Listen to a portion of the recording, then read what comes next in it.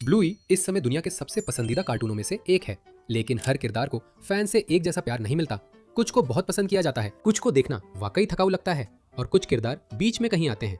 ये पूरी तरह इस पर निर्भर करता है कि आप किससे पूछते हैं। और आज हम ब्लूई के सबसे पसंदीदा और सबसे नापसंद किए जाने वाले किरदारों के बारे में बात करेंगे और इनमें से कुछ किरदार आपको वाकई चौंका सकते हैं। चलिए नापसंद किए जाने वाले किरदारों से शुरू करते हैं, क्योंकि सच कहूं तो ये ज्यादा मजेदार है। सबसे पहले है ओल्ड पग। वह ग्रैनी मोबाइल एपिसोड में नजर आती है, जहां वह डोरिन की मोबिलिटी स्कूटर खरीदना चाहती है और जैसे ही वह आती है वह बहुत बुरी होती है। वह अपने आसपास सभी के साथ बदतमीजी करती है। वह एक कप तोड़ देती है और उसके पैसे देने से मना कर देती है। मैं इसका कोई भी पैसा नहीं दूंगी। वो चिली को दोष देती है, वो बैंडिट को मोटा कहती है और फिर वो मफिन पर चिल्लाने लगती है, जो कि सिर्फ 3 साल की है और खेल रही है। और फिर बिल्कुल आखिर में जब सब लोग उसकी मदद करने के लिए अपनी तरफ से पूरी कोशिश करते हैं ताकि उसे एक इलेक्ट्रिक स्कूटर मिल सके, तो वो सबको अपनी जीप दिखा देती है। वह उन किरदारों में से एक है जो सिर्फ दूसरों को परेशान करने के लिए मौजूद है और वो ये काम बहुत अच्छे से करती है। फिर है हरक्यूलिस, सेंट बर्नार्ड का पिल्ला, जो लगातार विंटन को जमीन पर लेटने के लिए मजबूर करता था ताकि वह उसके ऊपर से कूद सके। कोई भी उसका खेल नहीं खेलना चाहता था, किसी ने उसके खेल की मांग नहीं की थी, लेकिन हरक्यूलिस को इससे फर्क नहीं पड़ता था क्योंकि वो बाकी सबसे बड़ा था और उसे इसका पता था। ठीक है, मैं बस यहाँ खड़ी रहूंगी और यही करूंगी। अपने आकार का इस्तेमाल छोटे बच्चों पर धौंस जमाने के लिए करना कभी भी अच्छा नहीं लगता। वो बस थोड़ी देर के लिए ही दिखाई दिया, लेकिन उसने गहरी छाप छोड़ी और वो भी अच्छी नहीं।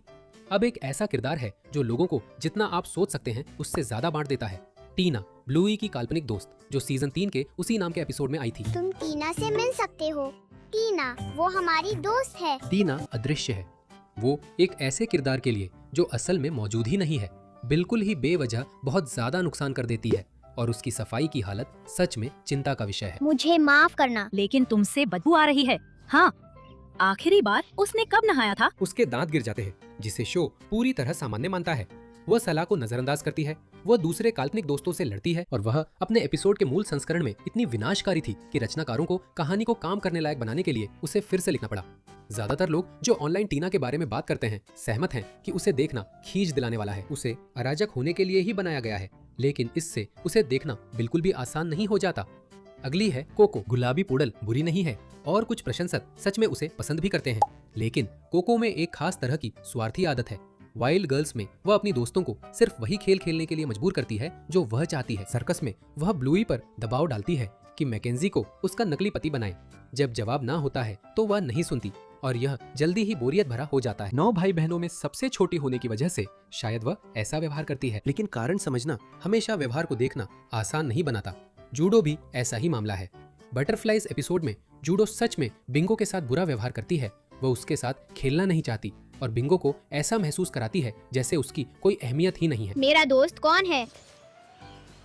एपिसोड के अंत में वो माफी मांगती है, लेकिन वो पल लोगों के दिल में रह गया। बहुत सारे प्रशंसकों को जूडो परेशान करने वाली लगती है, यहाँ तक कि उन एपिसोड्स में भी जहाँ वो कुछ गलत नहीं कर रही होती। और ये ज्यादातर उस एक बार की बात पर आकर रुक जाता है जब उसने बिंगो के साथ वैसा व्यवहार किया था। अब चलिए क्लोई के पापा के बारे में बात करते हैं। वो बिल्कुल भी बुरा इंसान नहीं है, लेकिन वो एक बहुत ही खास तरह से परेशान करने वाले इंसान है, जिसे बड़े लोग तुरंत पहचान लेते हैं। वो लोगों को टोकना बंद ही नहीं कर सकते। ऑक्टोपस एपिसोड में बच्चे खुशी खुशी एक खेल खेल रहे होते हैं और वह सब कुछ रोककर यह स्पष्ट करने लगते हैं कि ऑक्टोपस के अंग असल में टेंटेकल्स होते हैं, हाथ नहीं। किसी ने पूछा भी नहीं था। खेल बिल्कुल ठीक चल रहा था, लेकिन उन्हें बस बोलना ही था। वो सच में बच्चों के साथ खेलना चाहते हैं, लेकिन अपने दिमाग के उस हिस्से को बंद करना नहीं जानते जो हमेशा सही साबित होना चाहता है, भले ही बाकी सब बस खेलना चाहते हो। बहुत से लोगों ने ऐसे किसी इंसान से जरूर मुलाकात की होगी, शायद इसी वजह से उनके प्रति प्रतिक्रिया इतनी तीव्र होती है। और फिर है ग्रैंडपा बॉब। कुछ प्रशंसकों को तो यह भी नहीं पता था कि वह जिंदा है। कुछ समय तक यह अफवाह भी थी कि उनका निधन हो चुका है। जब वो पहली बार फ्लैशबैक एपिसोड फेरी टेल में नजर आए तो उन्हें अपने ही बेटे का नाम याद नहीं था और वो बैंडिट को दोबारा बोलना शुरू करने में कोई मदद नहीं करते। वह एक ऐसे पिता है जो बस ज्यादा ध्यान नहीं देते और यही वो बात है जिसे प्रशंसक माफ करने में मुश्किल महसूस करते हैं। वो इंडिया में रहने के बाद फिर से साइन में नजर आते हैं, जिससे जवाब से ज्यादा सवाल खड़े हो जाते हैं। ग्रैंडपा बॉब के बारे में अभी भी फैसला नहीं हुआ है। अब चलिए पसंद किए जाने वाले किरदारों की तरफ बढ़ते हैं और यहाँ कुछ शानदार किरदार हैं। स्नीकर्स को ज्यादा स्क्रीन टाइम नहीं मिलता, लेकिन जो प्रशंसक उन्हें पसंद करते हैं वे पूरी तरह समर्पित हैं। वह एक छोटे पैरों वाला कुत्ता है जो हर दौड़ में हमेशा सबसे पीछे रहता है और वह कभी भी इससे परेशान नहीं दिखता। वह बस लगातार आगे बढ़ता रहता है। जब वह कुछ कदम पीछे होता है तब भी वह दूसरों का उत्साह बढ़ाता रहता है। ऐसे किरदार में कुछ वाकई ताजगी है। जिसके पास कोई कमी है, लेकिन वह उसे किसी की समस्या नहीं बनने देता। वह बस आता है और मजे करता है। प्रशंसकों को उनमें यही बात पसंद है। मफिन दोनों सूचियों में आती है। यह इस पर निर्भर करता है कि आप किससे पूछते हैं। कुछ लोग उसे बहुत पसंद करते हैं। वह वाकई मजेदार है, अप्रत्याशित है और वो हर एपिसोड में ऐसी ऊर्जा लाती है जो उसके बिना शो में नहीं होती। लेकिन बहुत से दर्शकों को वो थका देने वाली लगती है। उसके गुस्से के दौरे कुछ ज्यादा ही असली लगते हैं। और अगर आपने कभी ऐसे छोटे बच्चे को संभाला है जिसे पूरी नींद नहीं मिली हो। मफिन के कुछ एपिसोड्स कॉमेडी से ज्यादा फ्लैशबैक जैसे लगते हैं।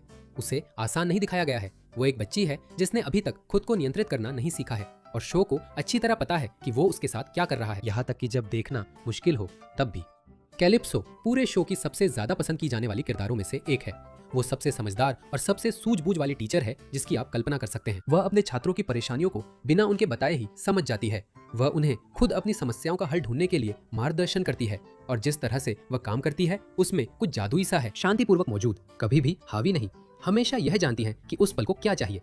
हर प्रशंसक को कैलिप्सो याद रहती है। जीन लुक सिर्फ एक एपिसोड में नजर आए, लेकिन जो प्रशंसक उन्हें पसंद करते हैं वे इसके बारे में खुलकर बोलते हैं। वह फ्रेंच बोलने वाला लैब्राडोर है जिससे ब्लूई की मुलाकात कैंपिंग के दौरान हुई थी और उनका जुड़ाव तुरंत और सच्चा था। लोग सपना देखते हैं कि वह वापस आए और ब्लूई के भविष्य में बड़ी भूमिका निभाए। वो एक बार ही दिखाई दिया था और तब से फैंस के दिलों में बसा हुआ है। रस्टी शायद पूरी सीरीज का सबसे पसंदीदा साइड कैरेक्टर है। उसके पापा आर्मी में है, जिसका मतलब है कि वो अपने जीवन में अनुपस्थिति और अनिश्चितता को एकदम सामान्य चीज की तरह संभालता है और वह ऐसा करता है बिना उसका बोझ किसी और पर डाले। वो बस आगे बढ़ता रहता है, ईमानदारी से खेलता है, सबके साथ अच्छा व्यवहार करता है और जैसे ही वो किसी खेल में शामिल होता है उसे और भी मजेदार बना देता है। आर्मी और क्रिकेट जैसे एपिसोड्स बड़ों को खास तौर पर बहुत प्रभावित करते हैं जब आप समझते हैं कि रस्टी घर पर किस हालात से जूझ रहा है। बहुत से माता पिता ने कमेंट्स में लिखा है कि उन्होंने ये एपिसोड्स देखते हुए रो दिया। एक छोटे लाल कुत्ते को क्रिकेट खेलते देखकर ऐसी प्रतिक्रिया की उम्मीद नहीं होती। फ्रिस्की को हर कोई पसंद करता है। वह चिल्ली की सबसे अच्छी दोस्त है, ब्लूई की गॉड मदर और शो के सबसे बेहतरीन जोड़ों में से एक का हिस्सा। वो बहुत देखभाल करने वाली, गर्मजोशी से भरी और मजाकिया है और उसका अंदाज बिल्कुल स्वाभाविक लगता है। द साइन ने उसे पूरी सीरीज में सबसे बेहतरीन भावनात्मक कहानी दी। फ्रिस्की के बारे में किसी के पास कहने के लिए कुछ भी बुरा नहीं है। चिल्ली लड़कियों के लिए वही सब कुछ है जो बैंडिट है और उससे भी बढ़कर। वो मजबूत है, धैर्यवान है और गहराई से प्यार करने वाली है और चुपचाप हीलर परिवार में सबसे सक्षम इंसान है। वो अपनी बेटी के सपनों की रक्षा करती है, अपने परिवार के लिए हमेशा मौजूद रहती है, भले ही वो थकी हुई हो, और ये सब बिना किसी दिखावे के करती है। चिल्ली उस हर प्यार की हकदार है जो फैंस उसे देते हैं। बिंगो को लगभग सभी लोग पसंद करते हैं। इसकी वजह यह है कि वो जो कुछ भी करती है वो असली लगता है। वो उसी तरह उत्साहित होती है जैसे असली बच्चे होते हैं। वह उसी तरह परेशान होती है जैसे असली बच्चे होते हैं। जब वह जिद्दी भी होती है तब भी आप समझ सकते हैं कि वह ऐसा क्यों कर रही है।